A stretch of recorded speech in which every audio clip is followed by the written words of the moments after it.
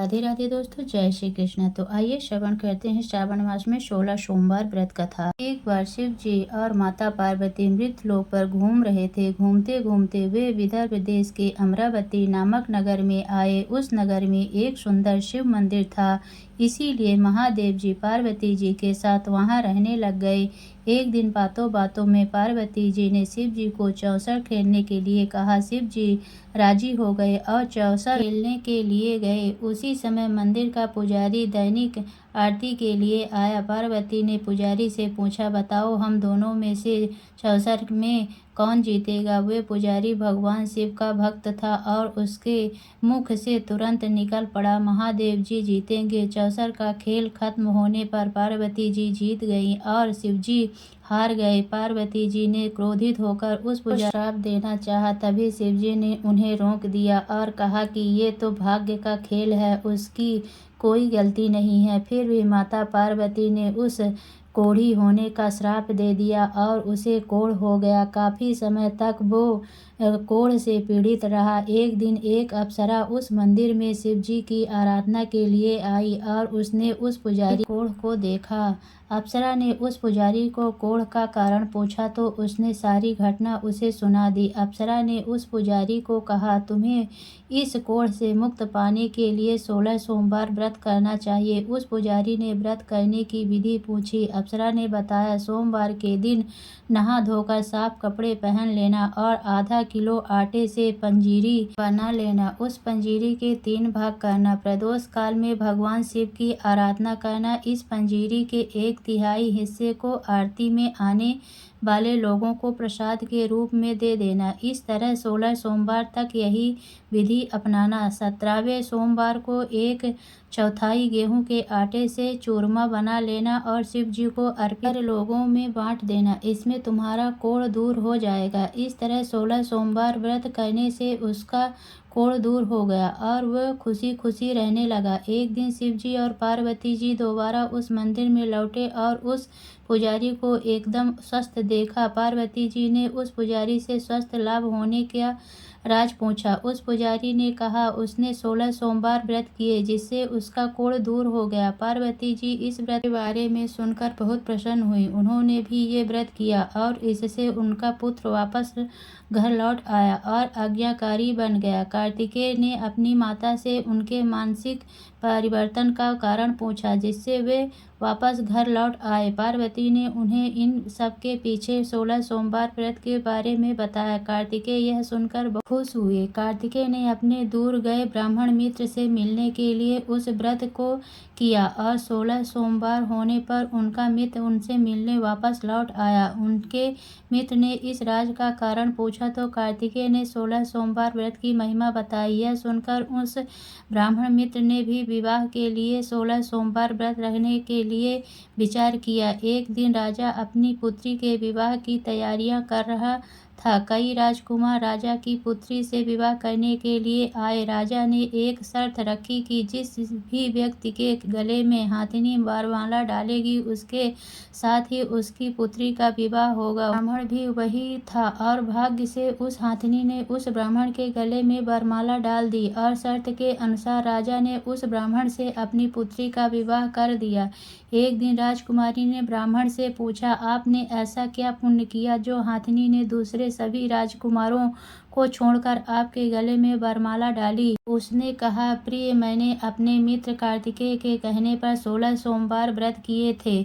उसी के परिणाम स्वरूप तुम लक्ष्मी जैसी दुल्हन मुझे मिली। राजकुमारी यह सुनकर बहुत प्रभावित हुई और उसने भी पुत्र प्राप्ति के लिए 16 सोमवार व्रत रखा। फलस्वरूप उसके एक सुंदर पुत्र का जन्म हुआ और जब पुत्र बड़ा हुआ तो पुत्र ने पूछा, माँ, आपने ऐसा क्या किया जो आपको मेरे जैसा पुत्र मिला। उसने भी पुत्र को 16 सोमवार व्रत की महिमा बताई। यह सुनकर उसने भी राजपाट की इच्छा के लिए ये व्रत रखा। उसी समय एक राजा अपनी पुत्री के विवाह के लिए वर तलाश कर रहा था तो लोगों ने उस बालक को विवाह के लिए उचित बताया। राजा को उसकी सूचना मिलते ही उसने अपनी पुत्री का विवाह उस बालक के साथ कर दिया। कुछ सालों बाद जब राजा की मृत्यु हुई तो वे राजा बन गया, क्योंकि उस राजा के कोई पुत्र नहीं था। राजपाट मिलने के बाद भी सोमवार व्रत करता रहा। एक दिन 17वें सोमवार व्रत पर उसकी पत्नी को भी पूजा के लिए शिव मंदिर आने को कहा, लेकिन उसने कुछ